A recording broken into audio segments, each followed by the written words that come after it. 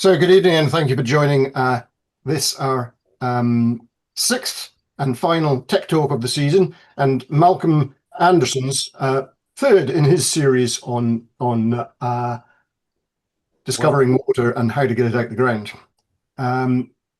Our talks will be available on CED's website and our YouTube channel shortly after the talk. And I'm very pleased to be welcoming Malcolm back to speak to us this evening and to share his experiences in well design and construction. I'm now going to mute everybody. Okay, Malcolm, over to you. Thank you. Thanks, Angus. Well, good evening, everybody. This is, as Angus mentioned, this is the third of three talks, and this one's on well design and construction. And I'm using the term well loosely here.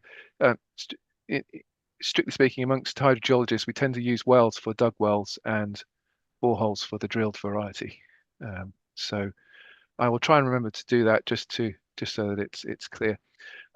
The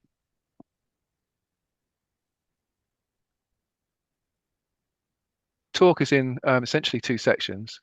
Beyond the introduction, I'm going to look at the construction process, and it'll basically be a series of photographs and videos to familiarize folks on the call with the process of drilling and digging wells and drilling boreholes. And that process essentially has four steps to it, which is the drilling itself by the drilling rig, or in the case of digging, the digging of the well. Then the construction of the borehole or well, by putting in casing and screen and adding the gravel pack and formation stabilizer and grouting and cementing it up, and then adding the wellhead works. And then well development, which is a process where the borehole or well is pumped to improve the hydraulic connection of the well with the aquifer in which it's located. And the final one is well testing, which is useful because you need to know how much the well will produce per day and whether that will deteriorate over time, which it invariably does, because that's the nature of hydrodynamics. And then the second part is a discussion of how we go about designing a well. So this slide here is essentially the same as the previous ones that I showed you, which is the talks mostly focusing on work from East Africa, and its relevance is to small scale water supplies, say of 50 people or less. So that, sorry, 500 people or less, and that's schools, hospitals, villages, and hamlets and homes, but can be more than that. Obviously, it's unsuitable for in more industrial scales, where we would go into the process in much more detail and more vigor. So the previous two talks were on a desk, which were basically talk one, which was the desk study to define the water supply outline, the scope of the water demand, and then identify potential well and borehole locations that could potentially be developed. Talk two was the geophysical surveying process, which talked through the various geophysical methods that are available that can be used. That talk essentially established that it's not a straightforward answer, because there's no one size fits all type solution, and you depending on the circumstances and conditions, that one will be better than the other, and then in a different location it will be the other way around. And then of course this is the third one, well design construction. So as I mentioned in the previous talks, the opportunity to save costs reduce as the engineering value chain advances. So the two first blobs were the two previous talks, and the one we're in now is step 3 and 4. And essentially, once you get to the end of 4, then you're tied into a particular infrastructure, and the opportunity to save money is quite limited. So it is important that these steps, although we're trying to be as low cost as possible because of the nature of the solutions that we're providing, it is important to keep in mind that getting the right solution save money for whoever we're providing that water supply for in the future. I haven't really gone into that level of uh, economics because we've been focused on the technical side of this, but it's important to keep in mind that design is an important part of the final solution, and the opportunity to save money is in that design phase. So let's have a look at, as I mentioned, this is part one. So let's have a look at the way that drilling and wells proceed. Now, there are a number of drilling methods which come into a number of classes. So the first one is cable percussion, sometimes known as shell and auger, and this is where well, we'll come back to what it looks like in a moment. The second type is mud rotary, where you have a rotary bit down a hole, and the cuttings from the bottom of the hole are cleaned out by circulating drilling mud, and the mud also acts as a coolant and lube. Typically done with bentonite drilling mud, which is a clay, and there can be normal or reverse flush methods. Normal is normal. Reverse is more technically challenging, but is done by more sophisticated drilling companies. Then you get, and the problem with bentonites are that they clog up the aquifer, and you get wells that perform far worse. So drilling companies have come up with polymer muds, and these vary quite a lot. So the initial ones were not 100% soluble and were not 100% biodegradable, but it is now possible to get 100% soluble and 100% biodegradable. And the advantage of that, obviously, the biodegradable is important because you need it to be we want a green solution, but the 100% soluble is important because what that means is that although clays and muds will go into the formation even with the polymer mud, when you come to the well development, it basically will flush out as you pump water out of the well. So it's a good solution, but it was typically a little bit more expensive than bentonite muds. Now, in formations where you're essentially drilling through rock, you can use air and/or polymer foam, and so in rock, air is enough to just blow the cuttings out, and in more softer rocks, you can use a polymer foam, and basically the foam lifts out the cuttings. The advantage of the polymer foam is that it doesn't penetrate into the formation, and so you get it's better for water supply basically. Okay, the third one is essentially goes with air. It's a rotary percussion method, but using a hammer. So if you imagine your drill bit you use to drill the wall and putting up your shelving unit, that's the hammer function on that particular small drill bit, and the rotary percussion uses exactly the same method. Essentially, it pounds the rock into submission and then blows out the powder and cuttings that come out of that. We'll have a look at that in a moment. Sonic drilling, which is not to be confused with ultrasonic well rehabilitation. So in the latter, you have a constructed well with casing and screen and use an ultrasonic tool to break up the incrustation on the screen to improve the flow into the well. But sonic drilling is where you haven't constructed the well, you're actually doing the drilling part of it, and you're using sound to break up the rock. So they are similar, obviously, but used in different ways. So just to fill in on that, this is the shell and auger method, cable percussion. As is so often the case with shell and auger teams, they arrive before dawn, and it's actually quite difficult to get a photograph of them setting up. And they typically shut down after nightfall, especially in the winter. So again, it's difficult to get a picture of them shutting up for shop. But anyway, on this occasion, I just about caught them because it was an MOD site, and they had to be escorted on by me.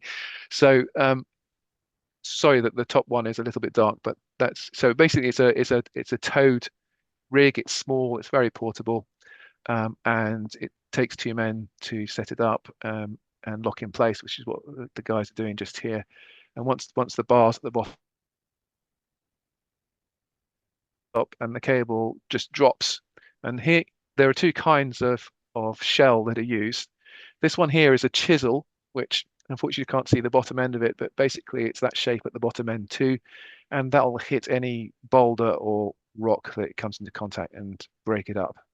And then the second one is the shell here, which has got a flap valve on the bottom of it, and basically that will scoop up every time it goes bang into the ground, more of the all the soil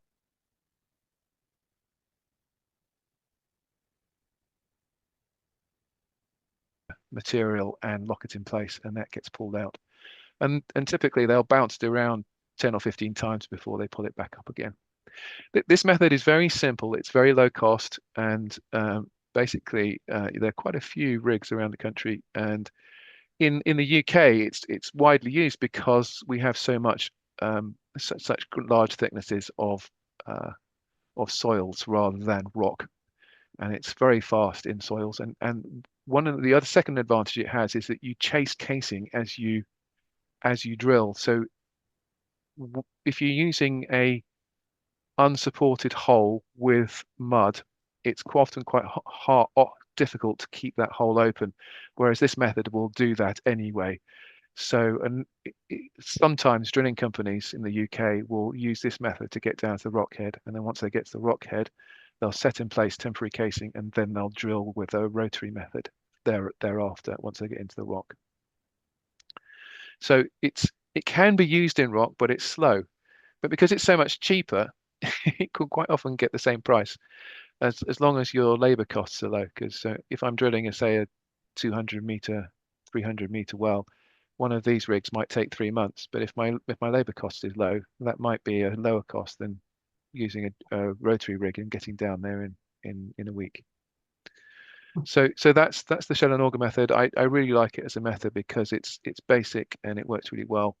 The opportunity for using this in developing countries is limited because most developing countries are in the tropics where you've got limited soil layers and hard rock underneath. So, but in the right location, this is a very good tool. So the next one is the mud rotary drilling method, and you can see. By the way, can you see my arrow on your screen? So just wave your arm, Angus, so you can see it. And so, Yes. so here you can see an assembly of the drill bit cone, which is a tricone here, and those cones rotate as the barrel is rotated, and they then interlock to scrape off the mud on each of those cones. And because there are three of them operating on the hole and they're each rotating by contact with a rock, then they'll be contra-rotating in the contact here, which is the reason why they clean off. So the mud will then flush all that comes down the center of the stem because it's hollow, will come out, will flush out the mud off these bits, and then it'll come out the outside of the rod between the hole and the rod itself. Now, the second part of this you can see here are the reamer bits, which are these are reamers here. They're widening the hole. So if you might sometimes have a smaller bit on here, and then you would then have a widening component in here. The second bit that this shows is that in this method, it pays to have as much weight immediately on top of the bit, and so that essentially the weight that the driller needs is just above the bit, and that'll keep the hole true and straight, because what the driller will then do is essentially just hold the string up, so because it'll bow if you push from the top, and that will then cause the bit to skew off in a non-vertical sense, and severely so if you push hard with the so this is a hydraulic mast. This is the rotary drive that drives the the the drilling rods, which then rotate the bit. And you can push down on this and you can pull up on this. Now, if the driller pushes down on that, what you'll do is get a non-vertical well. And it's very common with cheap contractors for them to actually do that to speed up the drilling process. But what you'll do is you'll end up with having a non-vertical well. And it's very easy to get a well that is A, corkscrewed, and B,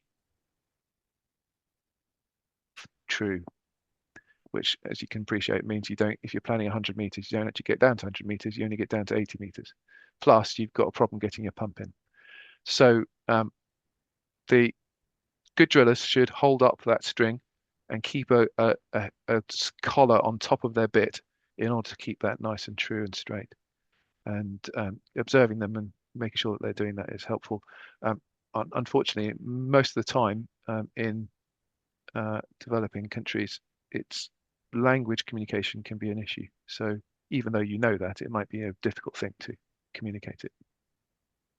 So that's the mud rotary drilling method, and a few pointers to how that works. By the way, these are the drilling rods here, which are all added one by one to get the bit down to the depth you want, and then vice versa. And they're put on by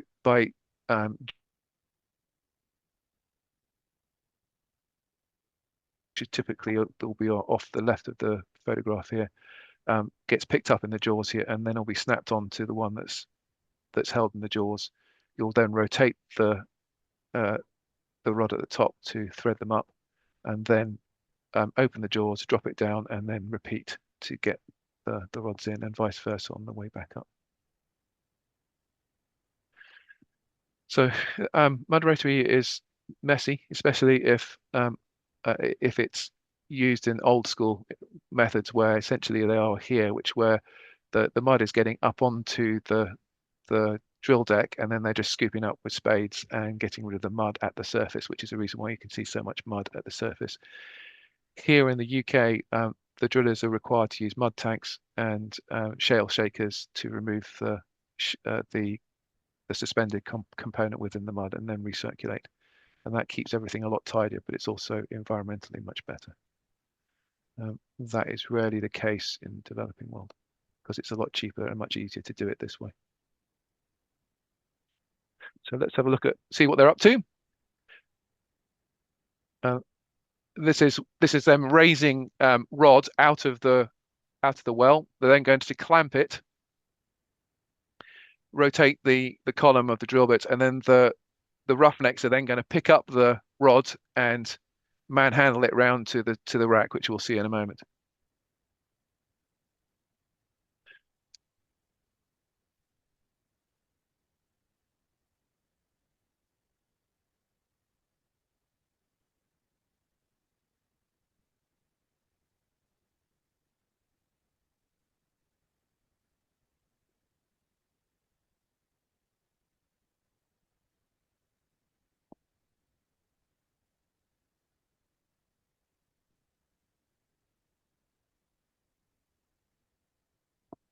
And they are the driller will typically lay it out on a rack, so he can work out exactly what depth the bit is. He just has to count these to work out where he is.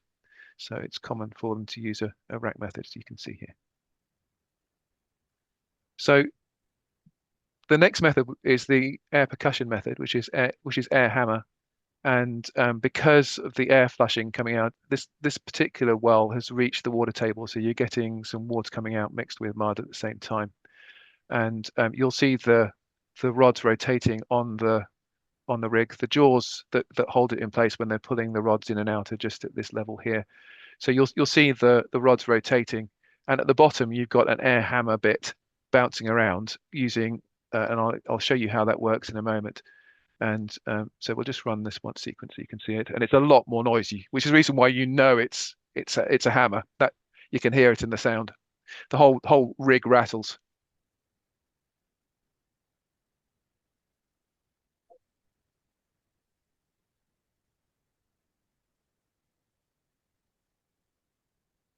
Okay, so that's enough of that before I burn your ears.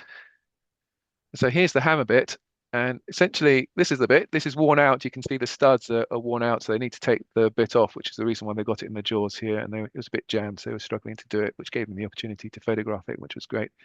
And then this here is the hammer. It's basically a piston system that is pressurized by the compressed air, and the compressed air then creates a hammer action on the bit itself. And then as it comes out of the cylinder in the jacket here, it's then exhausted through the bit here, and that then goes back up the hole, taking with it all the cuttings. So it's quite a clever system. It only works in rock. So in environments where you've got a lot of rock, this will be a system that will be available.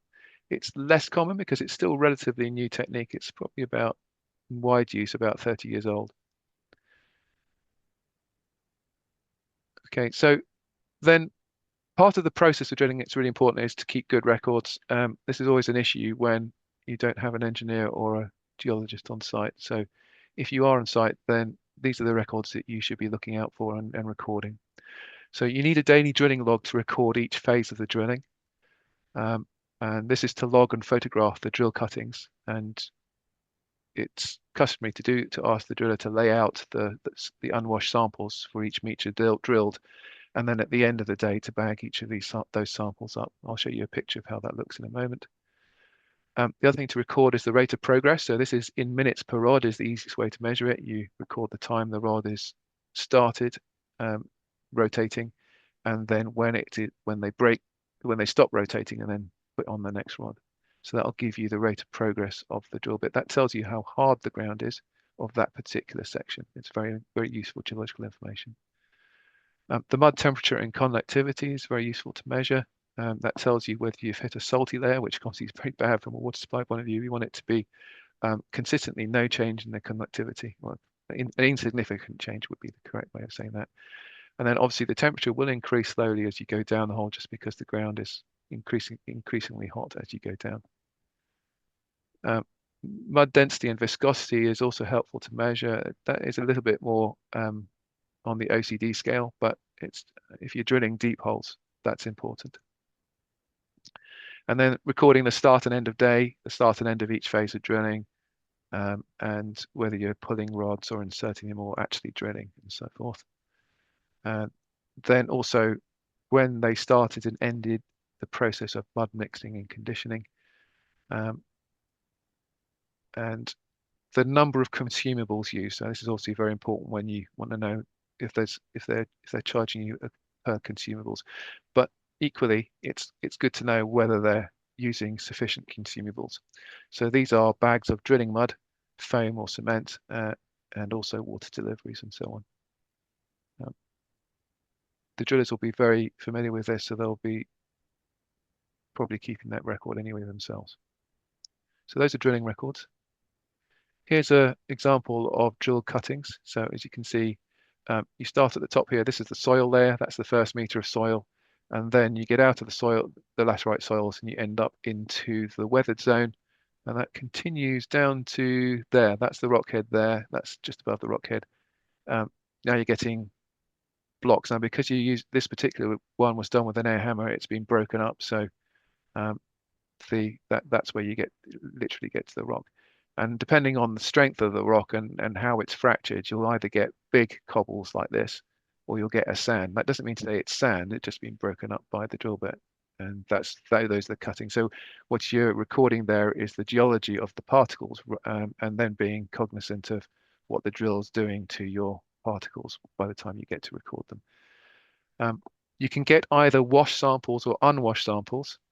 Now, if you're using air hammer and it's basically you're pushing out water at the same time, then it'll effectively be washed. And what washing does is it removes the clay component. So what you're looking at here is everything minus the clay component. So if you went through a clay layer, the clay would get washed out and you wouldn't get to see very much. You'll probably just get sand, some sand. So you need to, again, be aware from the rate of progress whether you are going through a harder band or a softer band, and then tally that against what you're seeing visually here, and then interpolating between the two to get to the geological unit that you've gone through. And that's why the recording process is a really important part of the drilling, especially if the driller's moving fast, which air hammer does do.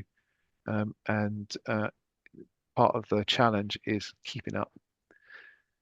Okay, so what are you noting? We're looking at color, which you can see on the screen very well, particle size range, the rock type, if you're good enough, but just keep it basic. So is it granite, marble, or sandstone? And use, as I said, visual inspection of the rig rate and progress noise to distinguish sand from sandstone. And we've already discussed the clays. So here's a marsh funnel, which we used to do to gain viscosity. Basically, you fill it up to the mark in the funnel, and then you time the time to empty. And of course, the time is related to the viscosity.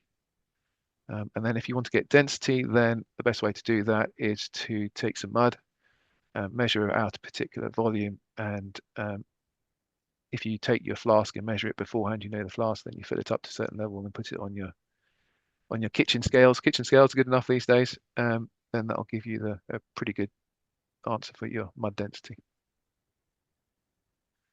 Now, it doesn't matter what scale you're working at, and this is the opposite end of the scale to a small 3-inch village borehole.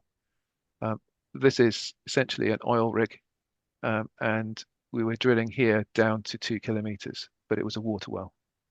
And what you can see laid out here are the, if I remember rightly, 16-inch pump chamber casings, which went down to 450 meters.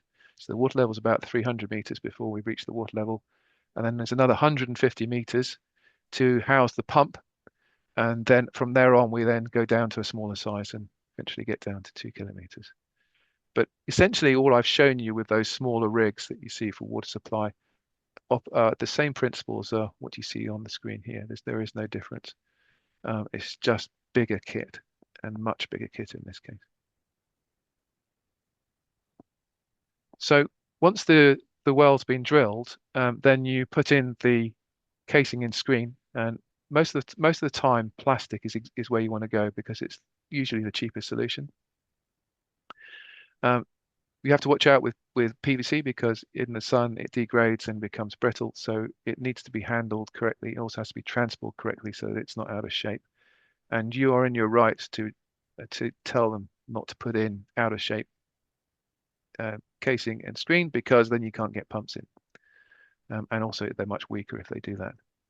So most of you I think will have seen this, but basically they thread them up. They put the casing in the jaws, hopefully, and you need to watch them to make sure they don't overuse the jaws to hold the string in place. They then add the one from the top, just like they do the rods, thread it up, and then drop it down and repeat until they get to the bottom.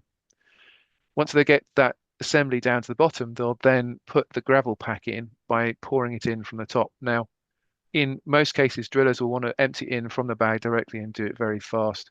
If they do that, the gravel will bridge and there'll be loads of gaps and large spaces in the annulus between the screen and the drilled hole. So to stop that happening, there are two ways. You can either get them to put it in with a trowel, which most drillers refer to as a spoon, and they hate that because it takes all day to do that. It's much, much slower. Or if they have an airlift development, they can develop it. They can, before they put in the grout above the gravel section, then they can use the airlift and what the airlift does is pushes the water backwards and forwards through the screen. It dislodges the bridges in the gravel, and so they can then top up the gravel once it's all collapsed down, and then they can put the grout in. And so you keep that in your back pocket as a negotiation tool. Tell them they have to use a trowel, wait for the howls of disappointment, and then negotiate to use the airlift, because that usually is the way to keep them happy, if they have one. This crew did not have one. Here's the shot of them putting the screen in. I don't think we need to go through that in too much detail because it's fairly straightforward. We're going to see they screwed it up. Now they're dropping down that casing section, and then when they get to the bottom, they're going to use the jaws again and then bring the next section of pipe, which the guys on the left are ready to do right now. Now they're just tightening up the jaws. They're doing it by hand because the hydraulics are too powerful, and then they'll add the next casing section. Oh, actually, I made a mistake. They did have an airlift. It's just a very rudimentary one. They just dropped a pipe connected to the compressor down the hole. And so instead of actually using it as an airlift, they were just clearing the hole of all the debris and the water in the hole. So what you'll see here initially is they put the air pressure on and you see initially nothing. Then you get some water overtopping like this. And then suddenly you'll see a big burst as the bubble of air comes out and throws the water everywhere. So this is well worth watching.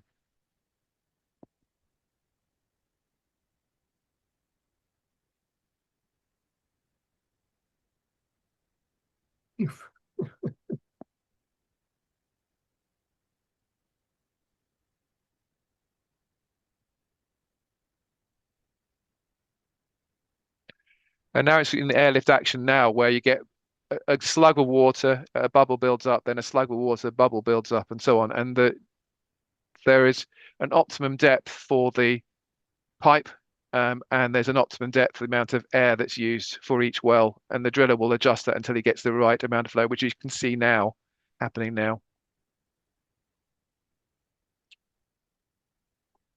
And this is a productive well, as you can see, so it's producing quite a lot of water.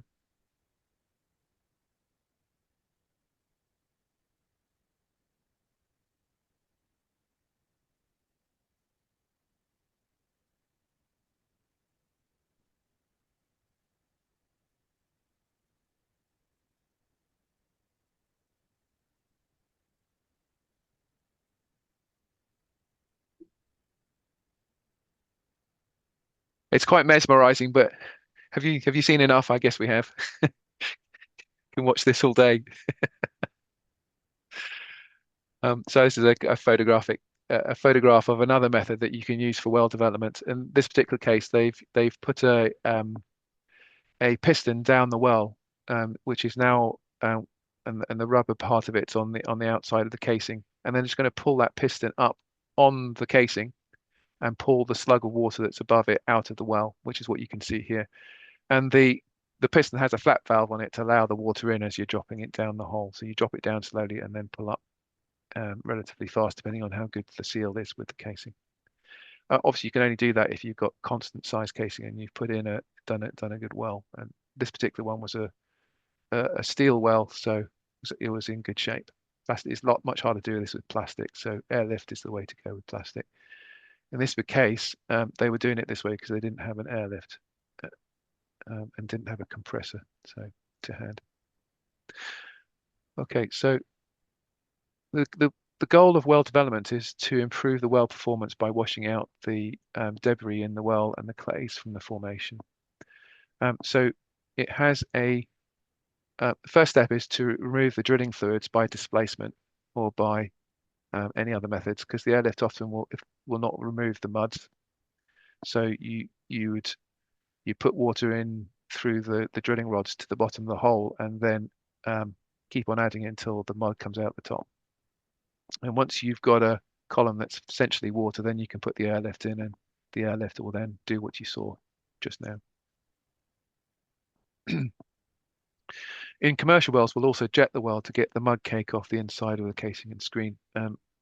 That requires extra equipment, and you probably won't get that with your typical developing weld solution. Obviously, with fully soluble polymer muds, that's less necessary because it's soluble, and the airlift will get it off quite comfortably.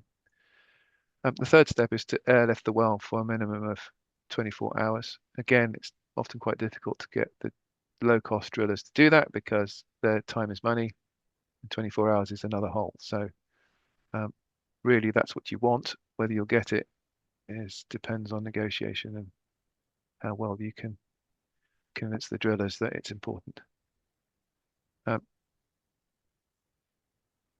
As I mentioned previously, the third step can also be accomplished by surging the well instead of airlift if you've got the right circumstances.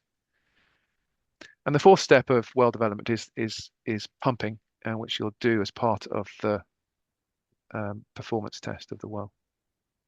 And essentially, if the well's in good shape, it should run clear after about an hour or so, because you'll have clays and fines within the formation that will wash out into the well and then come out.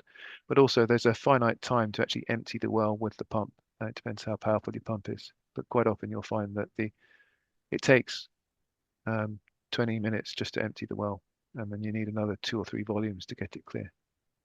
It will vary quite a lot from well to well, but an hour is about normal for a well. Sometimes it'll be very quick, sometimes it'll take a lot longer.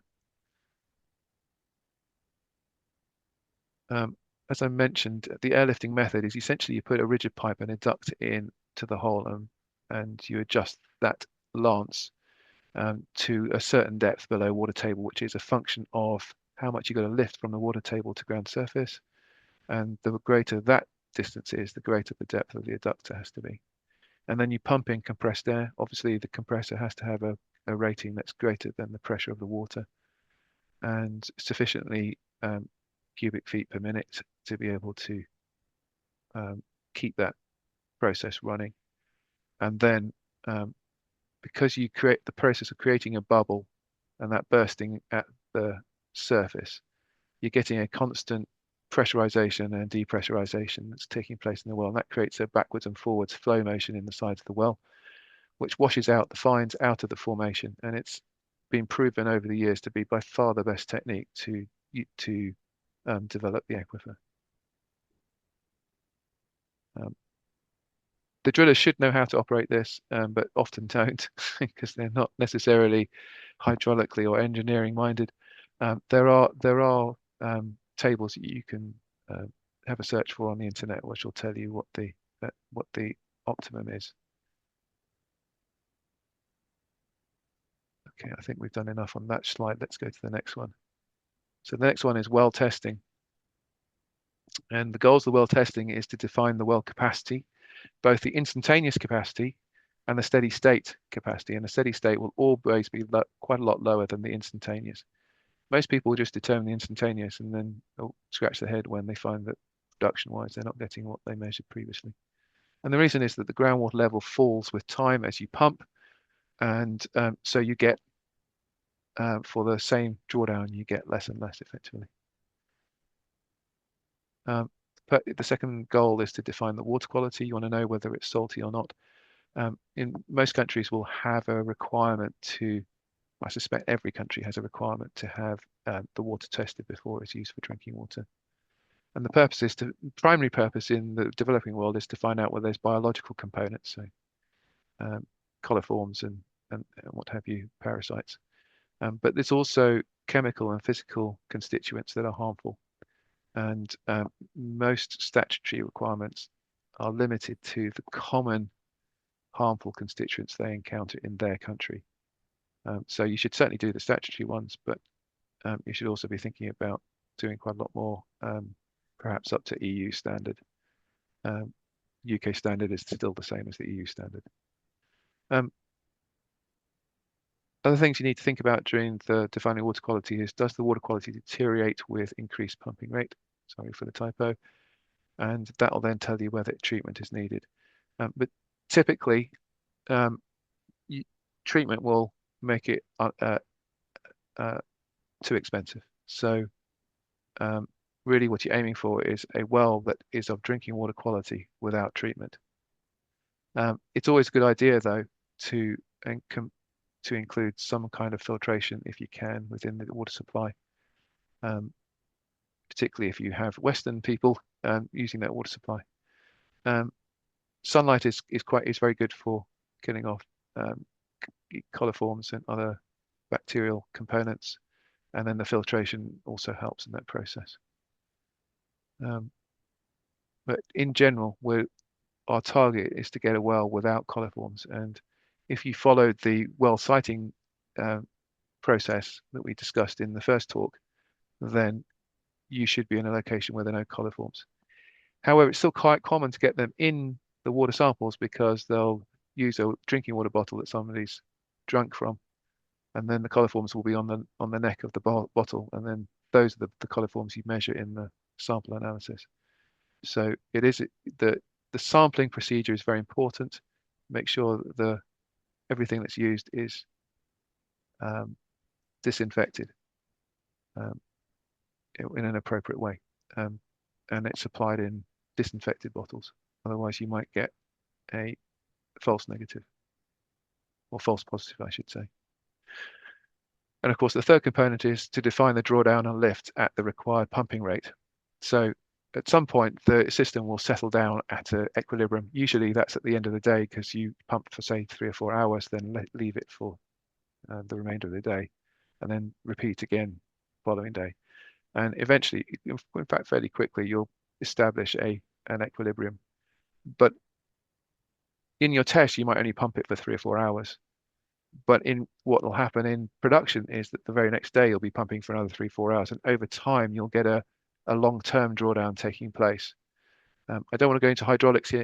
It's not the purpose of this talk, but basically it will be less than the 4-hour production rate. It will be something, a fraction of that.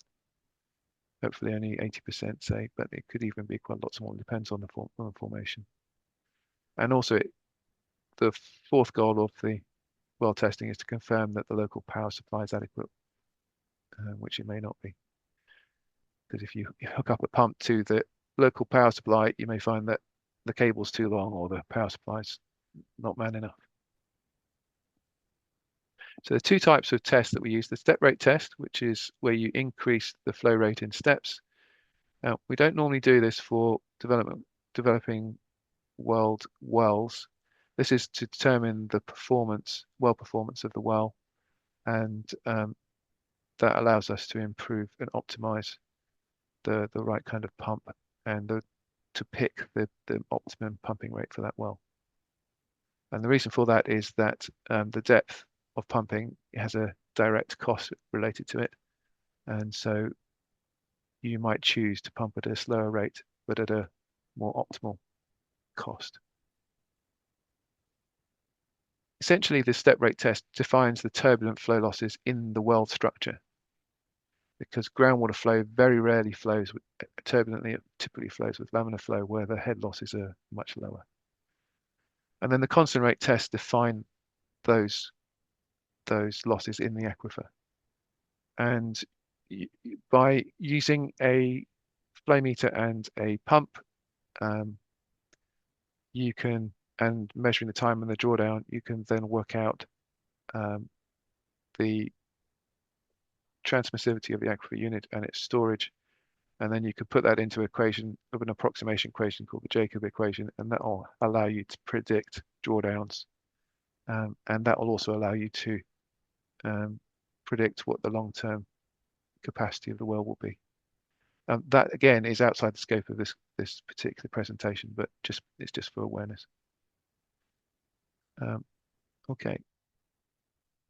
So the test equipment that you need is a pump, typically a submersible, but there are other options like suction pumps, top head drive pumps, airlifts, and hammers. You need stilling tubes to measure the groundwater level in the pumping well. Otherwise, the dip tape will get wrapped around the pump rising main, and that'll be the end of your test, and it'll happen as soon as you turn the pump on. Slotted pipe in the stilling tube just at the bottom and about 3 meters above the pump bowls is optimal, so you can get the maximum range of drawdown to be measured. Stilling tube needs to be straight, and it needs to be loosely strapped to the rising main. Yeah, because of the economics of wells, it's very common for a 6-inch casing to be completed within to be completed for a 4-inch pump, and then you don't have enough space for a stilling tube, so you can't actually measure the groundwater level. That may be a design decision. That's fine if that's the case, but if you do that, you won't be able to measure the performance of the well very well. All you can do is just measure the pumping flow rate over time, but you don't really have any idea what the water level is doing with respect to that flow rate. So that's one of the disadvantages of putting a pump that is almost the same size as the casing and screen. You can get away with it if your rising main is relatively small. So let's say you've got a 6-inch casing and screen, 4-inch pump. Let's say you've got a 2-inch rising main, then it works. But if it's 3 or 4 inches on the rising main, then no. In addition to the pump and the flow meter, you need a valve to control the flow rate, and then you'll need a flow meter to measure the flow. Now, if you don't have a flow meter, the simplest way to do this is to measure the time it takes to fill a bucket, and don't use the tabs on the bucket itself. They're rarely correct. Use a measuring cylinder to measure the precise volume of a say a 1 litre drinking water bottle, mark the 1 litre mark on there, and then just fill it up until you get the buckets full. I know this is basic stuff, but it's amazing how you can get 20, 30, 40% errors on this. And then the discharge pipe needs to be some distance away from the well so you don't get recirculation. Okay, so here's an example from Ethiopia where you can see the well is behind the container just here. There's a gate valve here and a couple of flow meters, and then I forget what the loop's for. And then you've got a weir tank here, which is another form of flow measurement. And then from there, it discharges into these discharge lines. And because this aquifer is highly productive and has a very high transmissivity, that discharge line was about 4, maybe 5 kilometers long, just to make sure that you didn't get recirculation, because the drawdown from this well was around about 5 kilometers after 3 weeks or so. In most locations at the scale that we're operating at for a village borehole, you're pumping at far lower rate and for a much shorter time, so that's not necessary. Just giving you an idea of how much circulation can take place if you're pumping for a long period of time. So here's a typical well layout during the test. These folks are measuring the water level as the pumping test is running, and then here is the flow meter, and there's the gate valve. In wells, getting the right pump option is an interesting one. So here you have essentially a sump pump, but it's essentially a well pump, and Jalala here has put it inside a bucket so that can then be put down to the bottom of the well.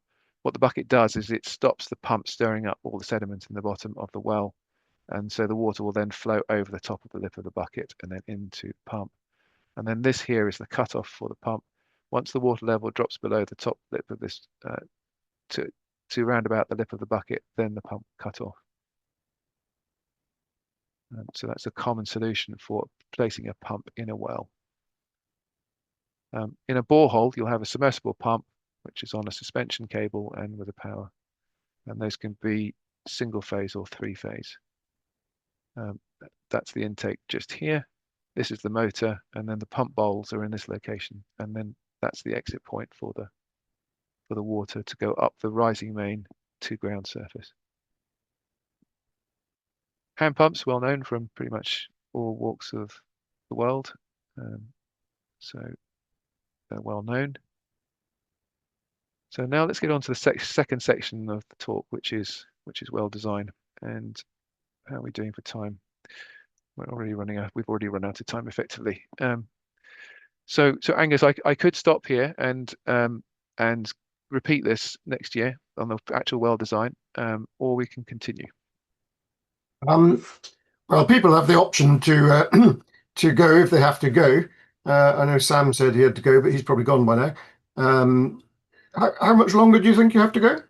So essentially what I've done so far is taken everybody through the paraphernalia that we're designing, and then this section is more of the cerebral stuff, which is how you go about picking sizes for wells and information around that, what kind of casing and screen to select.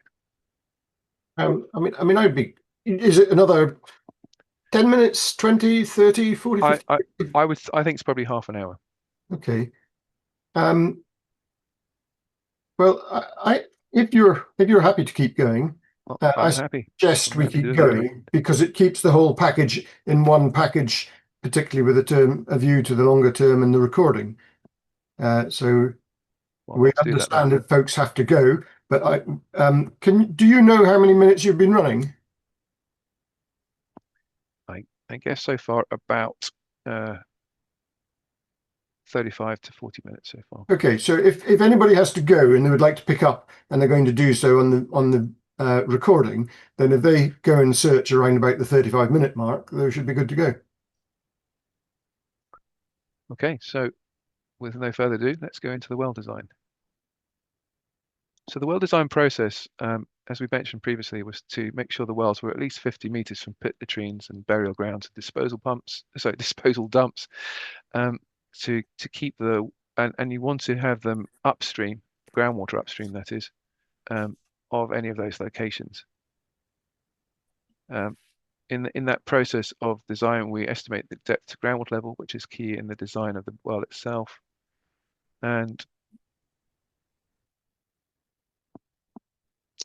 we avoid putting in dug wells in locations of falling groundwater because essentially in dug wells, excuse me, the person digging the well cannot dig it more than about 2 meters below the groundwater level unless they use a pump to drain it. So historically, they wouldn't be able to go below 2 meters below the groundwater level. But these days with pumps, that's fairly common to be able to do that. But there's a limit to how much the well can be dewatered. So if you're in a falling groundwater level, then essentially the well is very sensitive to water level because it's only got a small saturated thickness inside the well. So really, if you've got an environment where the groundwater levels are dropping because there's over extraction, then wells are not the solution. You really need a borehole to create the longevity you need. Wells, however, are ideal in saltwater environments because the solution in most saltwater environments is to keep the extraction as shallow as possible.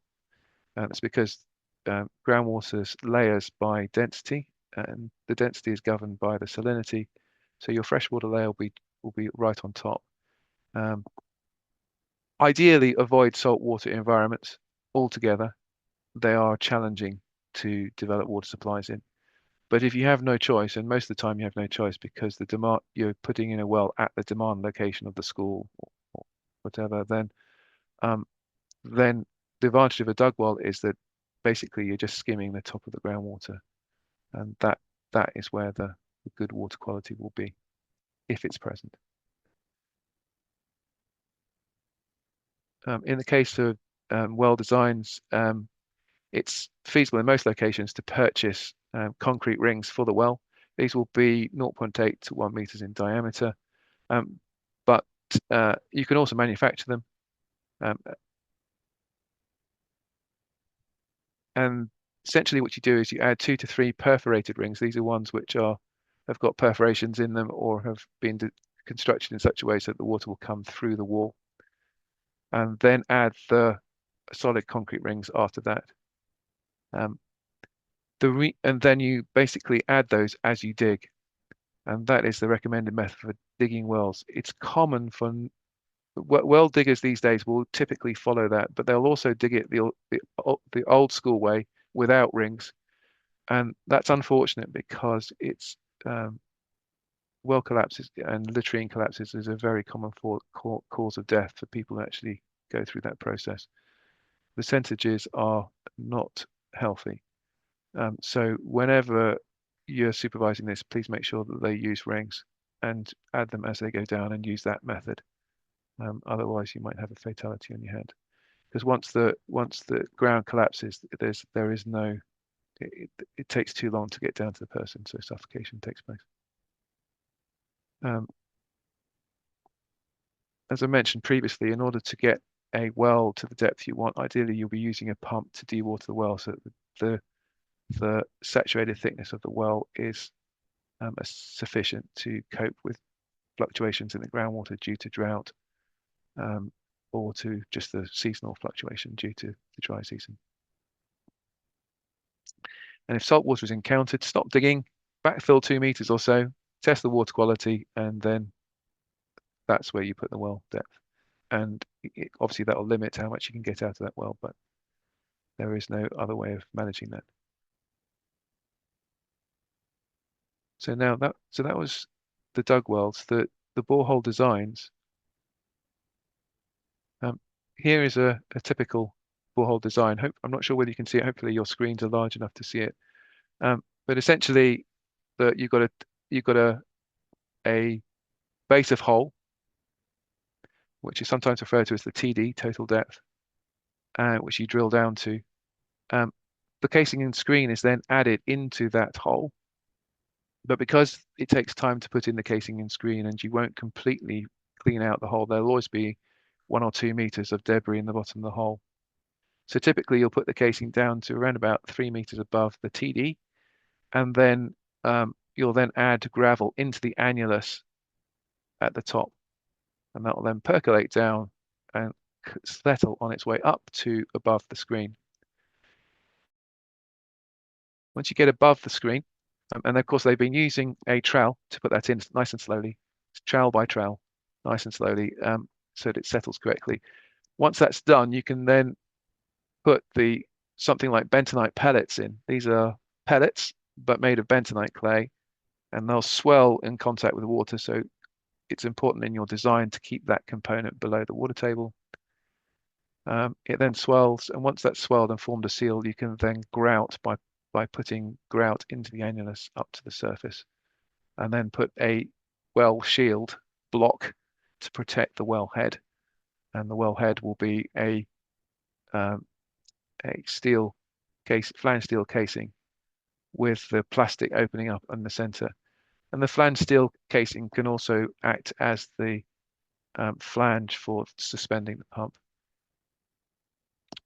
And typically, the hydrogeologists will finish at this point and then allow the engineers to come, take the flange off and put their pumps in and do the final solution. So that's typically what we put together as a design. And the batter point is the flange at the top here. So hopefully that's all clear. So with the screens, there are certain components in the screen of design that we need to go through. So we'll discuss that now. But the first consideration is the diameter of the well. And you need to determine the size of pump required, because obviously that then governs the size of internal diameter of the casing and screen you need. And the internal diameter of the casing and screen then governs the drill bit size you need. So it all goes back, the sizing, the pump basically decides the sizing. There is a caveat to that. Caveat to that is that if you're at village water supply scale, you may not have a drilling rig that is man enough to get the size that you really want. And so you may well have to adjust your design to what is feasible. So if you can only get a 6-inch completion, then you might not be able to get a 4-inch pump. You might have to have a 3 or 2-inch pump. And if that works, then that's fine. But otherwise, yeah. Anyway, it's a caveat to the design, and you need to build that into your thinking as you design. As an indication, the well ID, this is needs to be about 2 to 4 inches greater than the max pump ID, and that also includes the max rising main ID.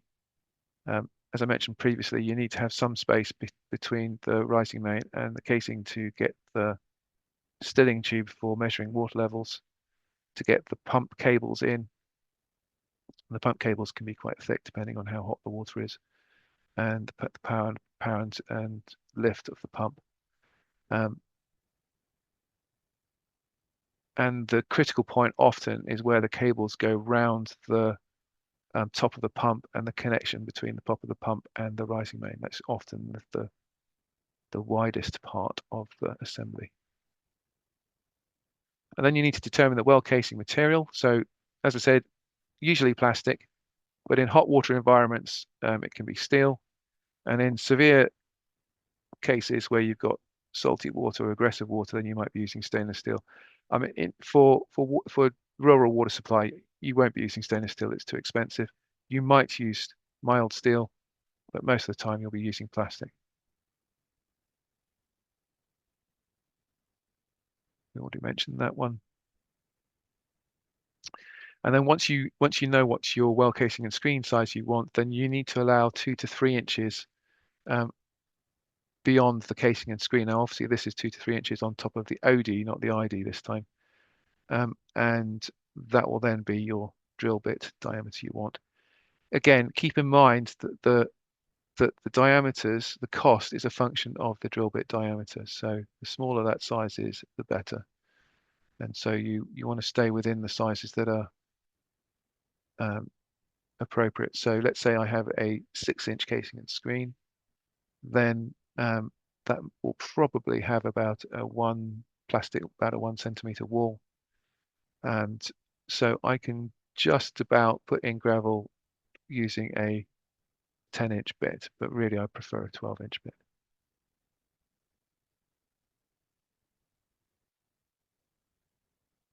So if you've had a geophysics survey, you can determine the total depth of the target component sections of the aquifer.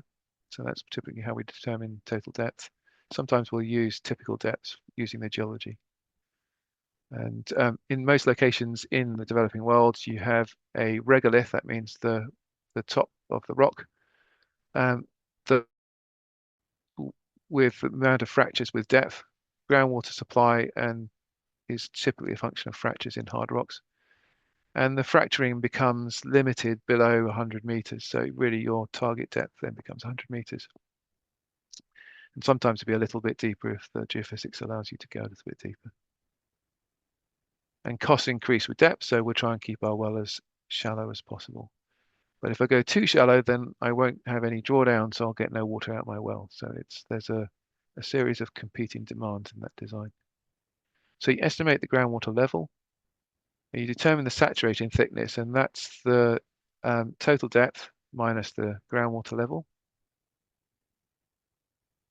And then you determine the maximum limit of drawdown. Now, there's a rule of thumb here, which is really helpful, which is that once you pump more than 50% of the saturated thickness, the water level will collapse. And so what the target is to get around about 30% of drawdown of the saturated thickness is where we want the well to settle at when it's reached steady state. That's really what we're trying to target. If you go beyond that, then you're beginning to push the boundaries of what that well will produce. It's feasible, and you'll get in the short term you'll be fine. But if you get, say, reductions in water levels due to falling groundwater levels over extraction and so on, then you'll bump up against that 50%, and suddenly you'll find your well's not producing as much as it previously did, or your pump will burn out because it dried out. Okay. Screen design process. So we determine the pumping rate. We determine the screen length, which is say be 5 meters below the pumping water level, because there's no point in having screen above the pumping water level. Then we calculate the open area required, and that's determined from the entrance velocity. The critical value is 3 centimeters per second. Above 3 centimeters per second, you get turbulent flow, and you get a lot higher drawdown losses. So we're designing a well where the screen, the flow through those slots in the screen is less than 3 centimeters per second. And then we add a factor of safety to allow for clogging as the borehole ages. Let's say it's a factor of safety of 2.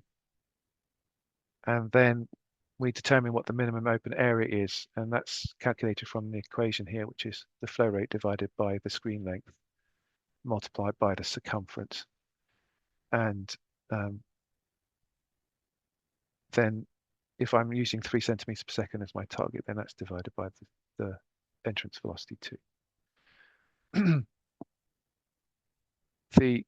Obviously the design will then be similar to the minimum open area, but this time multiplied by a factor of 2 to allow for the factor of safety, which is what we get in the second equation.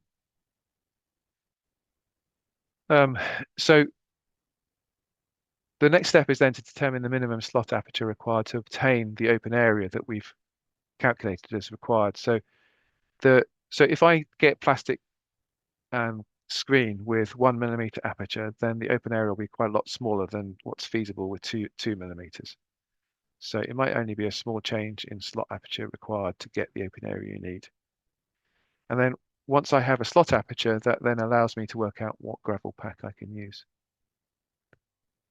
And then there are a number of different screen designs to which affect the open area you can get. So you can have a simple slotted system, a louvered system, continuous slot, or even geotextile wrap and gravel coated, which are used for specific circumstances.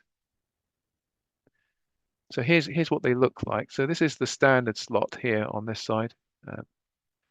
And then this here is the continuous slot which was developed with stainless steel wire wrapped screens, and these vertical rods were then welded to the steel as it came round each particular rod. But the Buddha have developed a method where they do this in plastic. So that basically means you get a very high open area percentage, which in narrow formations, let's say a sand which is 2 or 3 meters thick, you can get the open areas you need for the capacity you want. So that's where that's typically used. And then here you can see this continuous slot screen. But on the right here, you can see the plain slotted, which is the form for the artificial gravel pack that is cemented onto this particular one. So this is a artificial gravel pack screen. Now, artificial gravel pack screens can be used for 2 reasons. If you haven't got enough space to insert a gravel pack, you can use it, but it's quite a lot more expensive than using plain plastic pipe and a gravel pack. And the second reason you can do this is if you have an existing well, you can use this for rehabilitation. If the well has been damaged and it's now producing sand, you can put this in to the existing well without drilling it. Again, just flush it out, clean it out, put in this, and that will then stabilize the sand production of the well.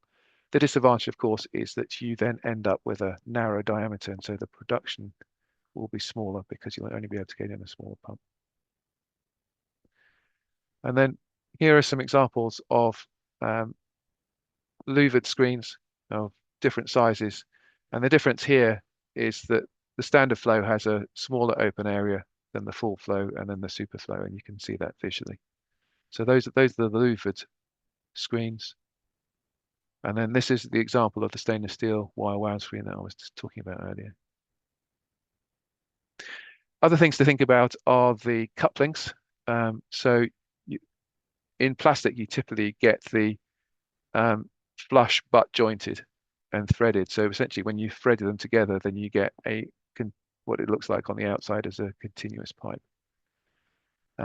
But there are other kinds. You can get what the Dutch refer to as the tulip sucker, which is where you've got a flared component that, and so the advantage of this is that it's got a greater strength because you don't have a half thickness at the threaded section. And then this one here is without threads, so it's kind of like a tulip sucker, but it's pushed in and then glued. Disadvantage of the glued system is that if you get it wrong, you can't pull it out. You've got to just cut it up, and you've lost all your screen. So here we are, general knowledge quiz. What kind of groundwater feature is this? I'll just throw this in. It's kind of interesting. So I'm guessing that you won't know what's going on here, but essentially, you see all of these holes here. Those are former dug wells, which have been dug unlined by the local village, and then over time, they've collapsed, and then they've gone somewhere else and dug another dug well. And so you can see all these what look like craters from tank shells or something like that, but they're not. This is entirely human. Well, I suppose the other is human too, but this is what a field looks like after it's been dug for a long period of time. And this is the only location where this village has to get fresh water, so that's why they keep on putting in dug wells. But they haven't been using concrete rings, so they don't last. They collapse. Okay, so that's it, folks. That's all I have. It was a little bit shorter than I thought, but there we are. Thank you for listening. So, Malcolm, excellent again. I've just asked everybody to unmute, which I think they do. We've still got nine people. We started with 13, so that's very good. And I open it up to questions.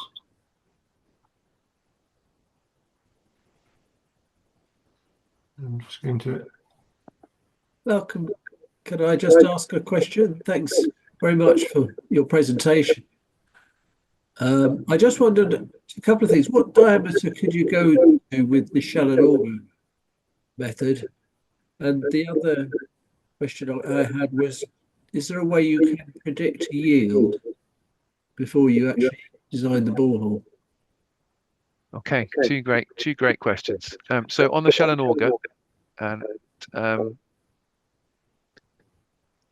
typically they will not go much above 12-inch. It depends how soft the ground is and how much the rate of progress that they can make, because the bigger the diameter that they're drilling at, the slower the rate of progress. And its rate of progress is the main issue with that method. So we very commonly use it for monitoring wells because they're narrow diameter and it can get them down really quickly, and it could be towed into with a 4-wheel drive truck into the back of Beyond, and you can get a monitoring well wherever you want. So it's a fantastic method, but as you mentioned, the one you picked up is limitation on diameters, and it'll just depend, and that most of that's done with via rule of thumb and experience of what that formation allows you to do. On the second question, is there a method to predict flow rates? Short answer is no. Every location is location specific. However, do a review of existing wells that have a similar design in your immediate area. They're in the same formation, and that is your best indication of what you're going to get. It's a function. The flow rate you'll get is a function of the saturated thickness and the performance of the well. If I use bentonite muds, I will get a significantly worse performance than if I use a polymer mud, or if I use air flush using the air hammer method. And one of the reasons why the air hammer is so popular is because it's a very fast drilling method, and the hydrogeologists are happy because we haven't plugged the hole with a whole load of bentonite clay. So I really like that method, as long as the driller manages it okay. So air flush and polymer muds are the two options you should be looking at. And if they want to use bentonite, then ideally find another way. It doesn't mean say you won't get any water out of the well. It just means that the performance will be lower than it would otherwise be, and maybe as much as 50% lower. What else can I say? So the other thing you can do to get a general view before you're on site and you have an opportunity to canvass people what their wells are, is to look. The BGS typically, the British Geological Survey, typically publish typical well yields for different formations for any particular country. So do an internet search, look out for BGS, see what they've got on that country, and then see what the yields are that they've recorded. Thank you. So those are the best ways to do that. Great question, Nigel.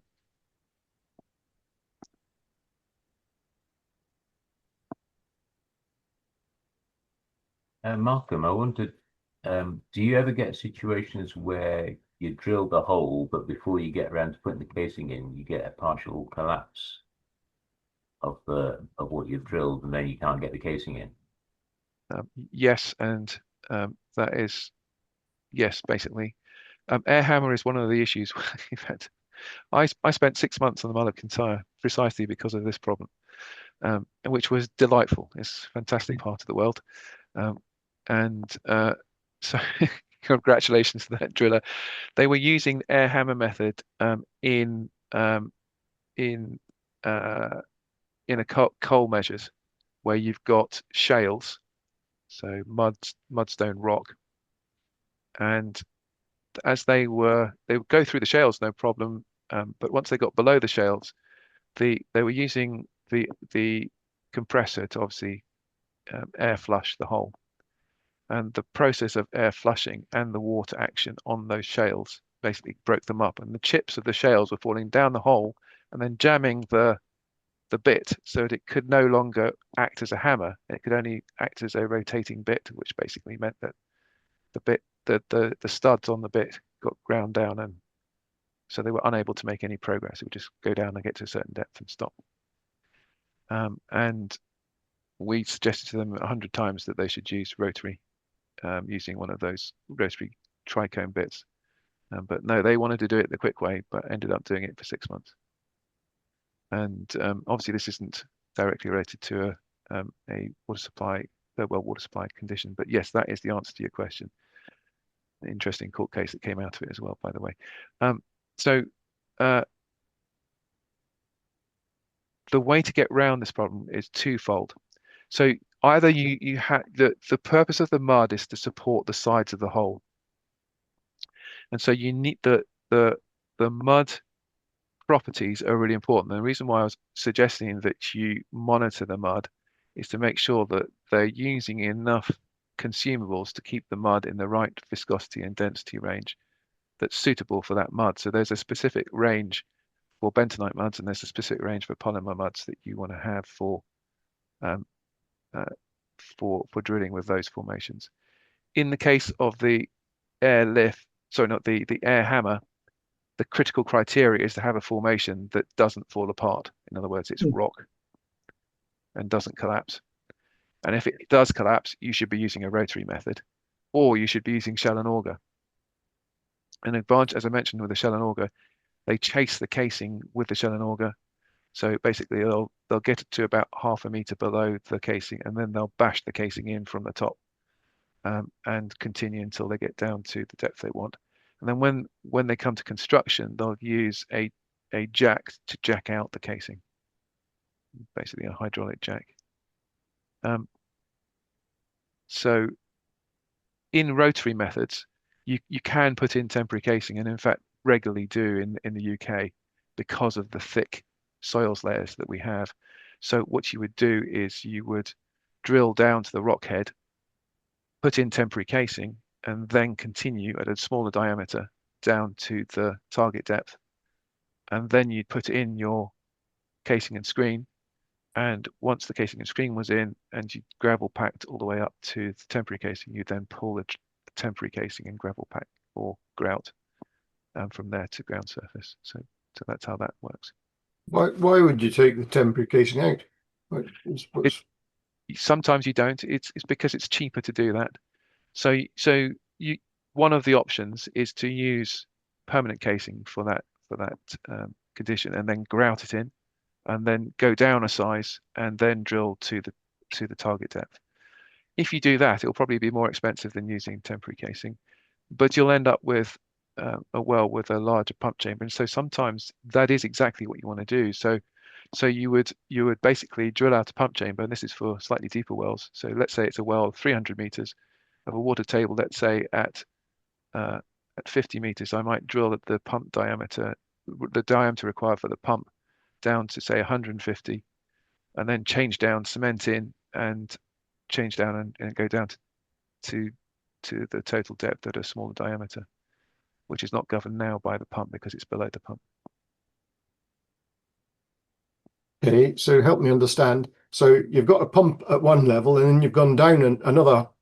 Yes. So below the pump, what use is that bit of hole below the pump? So the bit of hole below the pump is producing water, and the bit above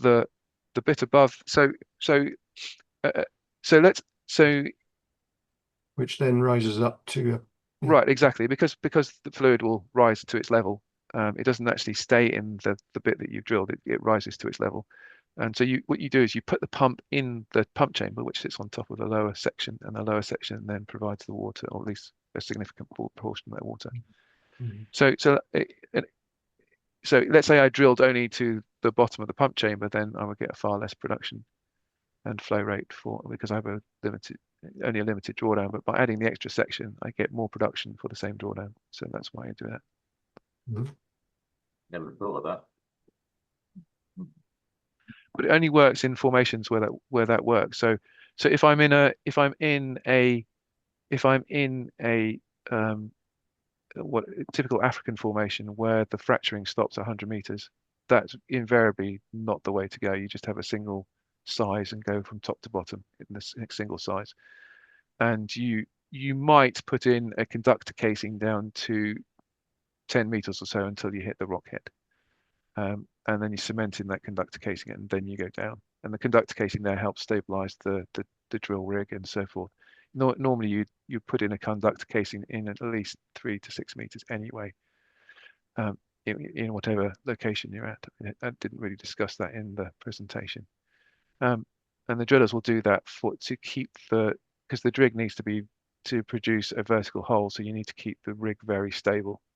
And one of the ways you do that is to stabilize the ground around the rig, and the conductor pipe is one of the ways that you do that. And then they'll use that conductor pipe to support a wooden beam typically, and then put the hydraulic jacks onto that beam. In American and Canadian drilling, they'll typically also cement in a platform before they even bring the rig onto that location. And they'll do that systematically wherever they go in order to get a stable platform. In the UK and most of the rest of the world, we don't bother with that. We just use a conductor pipe, which obviously is cheaper, but it's horses for courses basically.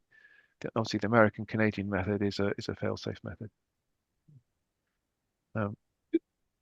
Does that kind of talk your way around the various kinds of issues that go on there?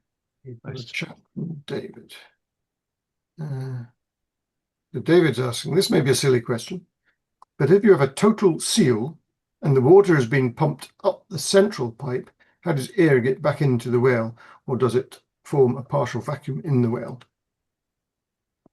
So I don't understand the total seal part of the question. I suspect the answer is that the incoming water replaces the outgoing water, and so it's not a problem. So during the process of drilling, if we're talking about before the well is processed, what you're doing is you're pumping the mud down the center hollow stem of the drill pipes, which then flushes the drill bit and then comes up the annulus between the rods and the hole, and then surfaces at ground surface. In a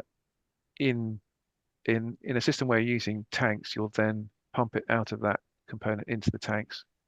Ideally, to have the tanks below the platform, so it'll just flow under gravity. But if you'll use pumps, and then when it comes out, settled out all the components, it'll then go back. It'll then get pumped out by the rig and back down the hole again. Once you have David, the well during production, yeah. Oh, after completion of the well. Thank you, David. So after completion of the well, that condition shouldn't happen. Either your formation isn't producing water, in which case you won't get water, or it will produce water and it'll be fine. So it's in hard rock areas, it is not uncommon to get dry wells. And so that will be fairly close to what you're talking about. Essentially, you'll get only a trickle of water or nothing at all. Production will essentially be zero. And that's because the formation is not fractured enough, or the fractures are not well connected enough to release the water from the formation. The reason for doing geophysics is to identify where the fractures are in a hard rock environment. So if I do it by chance, then most of the time in most locations you'll be getting something like a 60%, 75% success without geophysics, especially if you've got a geologist who is able to pick locations. But with geophysics, you should be getting somewhere around about an 80 to 90% success rate. But you'll notice that still has a 10% on there. And in rock formations, you should build into your strategy the possibility of dry holes. It is possible you'll need a second well. I had a question about hand dug wells. There's two sides to this. One was just a puzzle. When we put the rings in the well, do their dead weight just kind of like sink them into the ground as you excavate out around the bottom of them?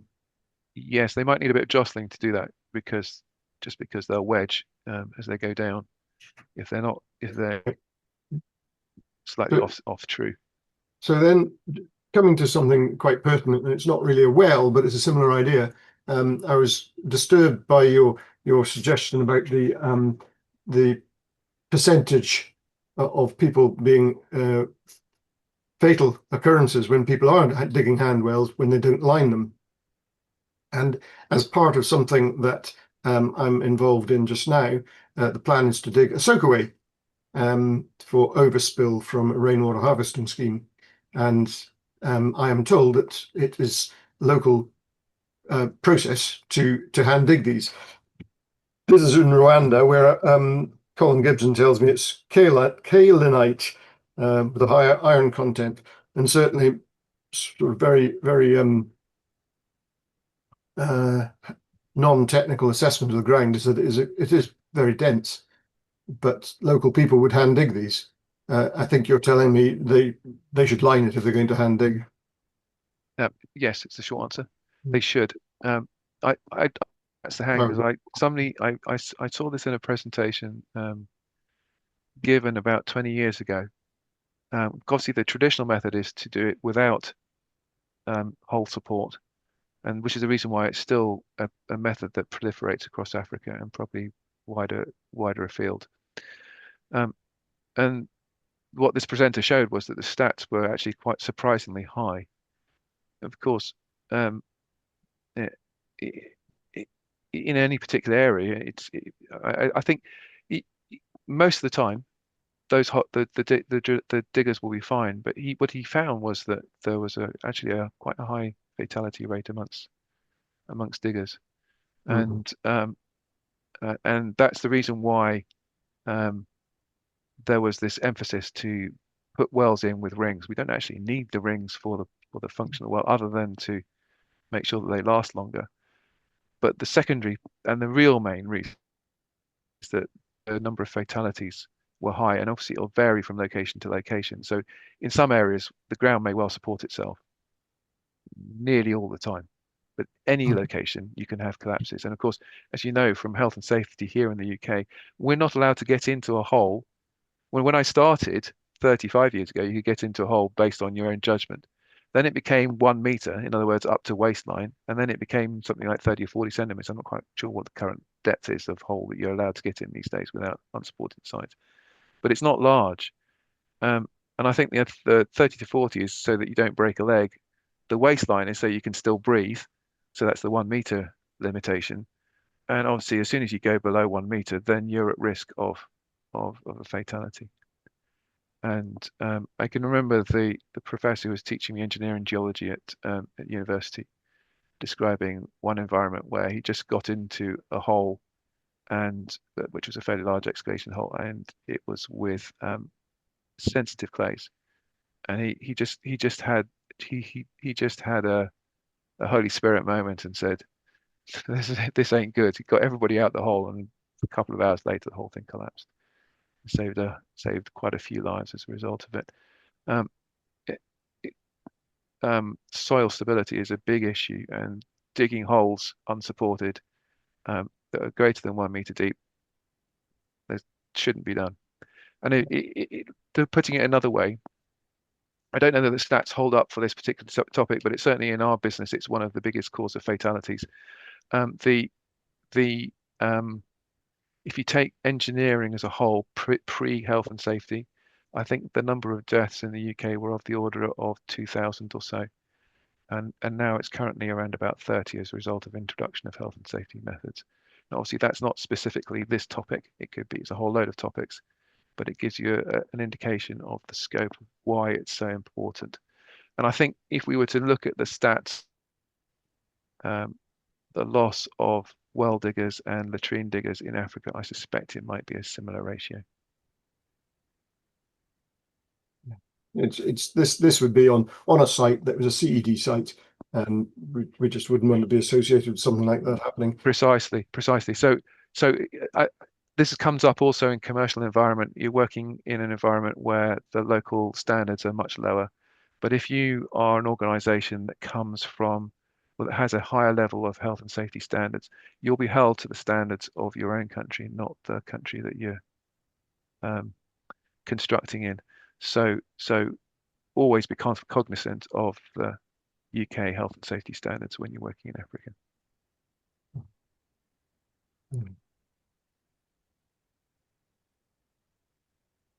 Just need a bit more budget now. It can be an issue, yes, and obviously a latrine or soakaway with lining is quite a lot more expensive than without. Yeah. But what price of life? Mhm.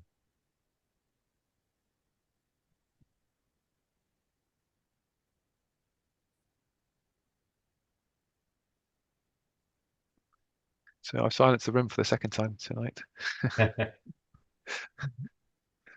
I think the whole presentation is very valuable. If we were to come to try and do some of this stuff ourselves, then I think we might be getting a phone call. Thank you. Well, my intention here is that you be doing it, and I'm just sitting in the background, giving the odd bit of advice. And the advantage of doing this is that it's obviously there's a lot more. You could certainly have a follow-up detailed design presentation, but at least the full scope of what you're trying to achieve is explained in the presentation here. So and knowing the beginning and the end is a design as far as I'm concerned. After that, then you just get your engineering brain cells on it, and the rest follows. Mhm. Know how is everything, isn't it? Well, if nobody does have any other questions, and the room has gone a bit quiet, I just want to say a big thank you, and I really like what we've done this year with the three nuggets on water supply. I think that's a really valuable resource, and it means we've gone, we've covered the subject in a bit more depth. Yeah. Hopefully that'll be beneficial for folks going forward through the YouTube channel. And I know you've put a lot of effort into producing it. I know these sort of talks, they take a lot of time to do. So thank you very much for that. Yeah, thank you. You're welcome, Angus. I hope it was helpful for everybody, and I'm sure it would be. Yeah, that's been great. Thank you very much, Malcolm. Really appreciated that. Okay, in that case, with that, if we're all happy with that, I think everybody's putting up little messages in the chat expressing their appreciation. So, yep, I think we can call it an evening. So, okay, everybody, lovely to see you, and thank you again, Malcolm. Yeah, thank you. Yeah, Thank you. thanks for joining. Goodbye, everybody. Thank you.